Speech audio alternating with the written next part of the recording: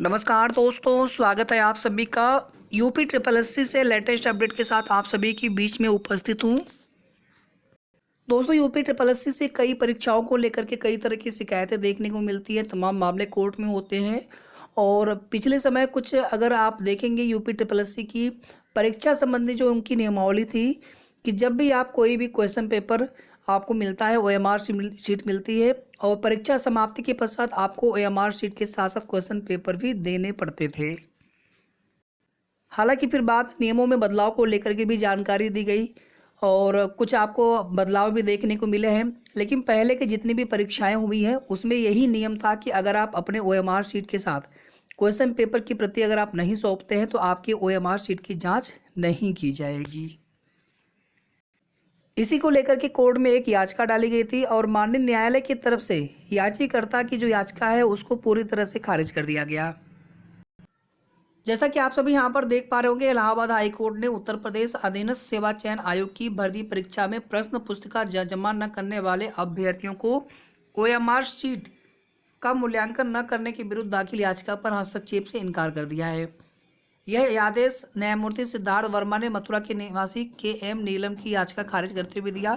याची ने आयोग की ओर से आयोजित प्रारंभिक परीक्षा दी और प्रश्न पुस्तिका जमा नहीं की। उत्तर प्रदेश अधीनस्थ सेवा चयन आयोग के अधिवक्ता ने हाई कोर्ट को बताया कि प्रश्न पुस्तिका जमा किए बगैर उत्तर पुस्तिका की जांच नहीं की जा सकती। इस कारण याचिकाकर्ता की मांग जायज नहीं है।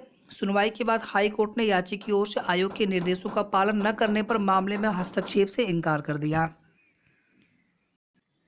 फिलहाल में दोस्तों यूपी ट्रिपल एससी से कोई भी नई अपडेट्स नहीं मिल पा रही है और सबसे ज़्यादा दोस्तों मन यहाँ पर दुखी इसलिए कि जो परिणाम भी जारी करने थे इनको आप देखेंगे, आबकारी हो गया 2016 की भर्ती है, जूनियर असिस्टेंट 2016 की भर्ती है और लोअर 2019, इन तीनों के परिणाम का बहुत ही बेसब्री से इंतजार किया जा रहा है।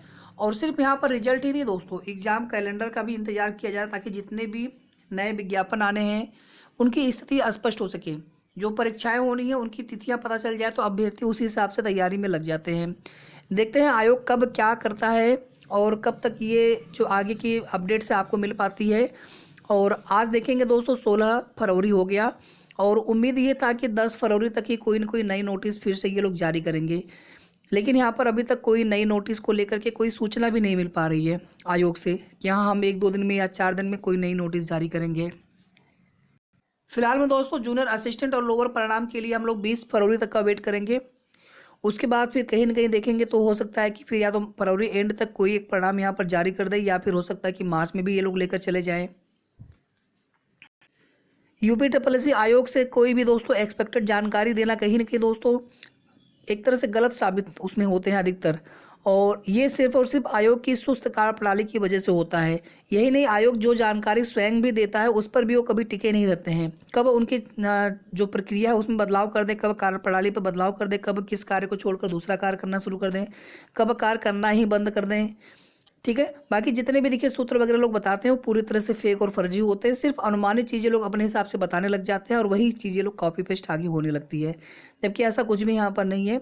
15 फरवरी 20 फरवरी आपको इसलिए बोला गया था कि आज से लगभग सप्ताह भर पहले की बात है, जहाँ पर आयोग के चेयरमैन या आयोग के अधिकारियों के द्वारा ये बोला गया था कि आप जो है 1 सप्ताह तक वेट कर लीजिए। 1 सप्ताह के बाद आपको कभी भी एक नई नोटिस आपको देखने को मिल सकती है, जिसमें किन किन भर्तियों को लेकर के हमारा पूछा गया था ये भी आप सभी को बताया गया था। तो इसी वजह से हमने आपको कहा था कि 20 फरवरी तक का हम लोग वेट कर लेते हैं।